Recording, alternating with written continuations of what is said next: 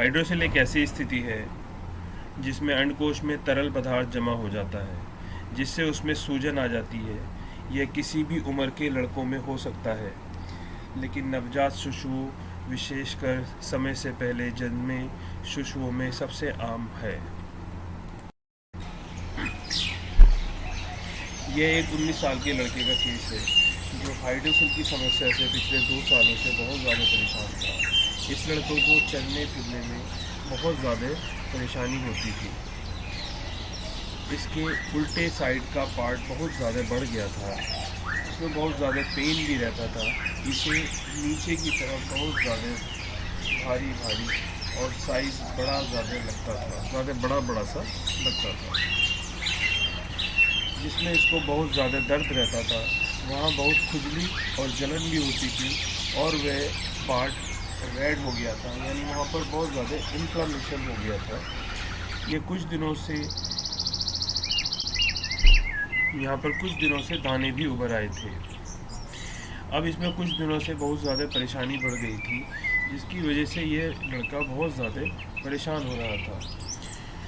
इसको पाउच यानी थैली में बहुत ज़्यादा भारी भारी और ज़्यादा बड़ा सा लगता था।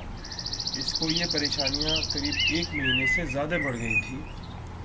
ये लड़का अपने दोस्तों रिश्तेदारों के साथ अलग अलग डॉक्टरों से इलाज कराने के लिए जाता था, लेकिन इसकी परेशानी ठीक नहीं हो रही थी और ये और ज़्यादा परेशान होता चला जा रहा था और ये एक डिस्पेयर की कंडीशन में आता जा रहा था।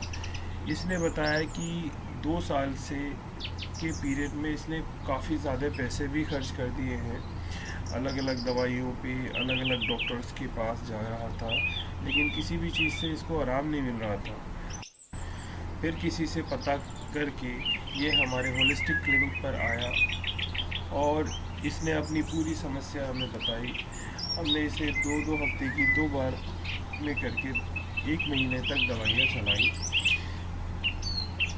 इस पहले हफ्ते में जो इसकी खुजली थी, जलन थी, उसमें आराम हो गया और स्वेलिंग जो थी वो भी 40% तक ठीक हो गई थी। फिर वह दूसरे हफ्ते 2 हफ्ते के बाद जब वो आया तो फिर हमने 2 हफ्ते की दवाई और दी, जिससे उसका हाइड्रोसेल की जो समस्या थी वो पूरी तरीके से ठीक हो गई।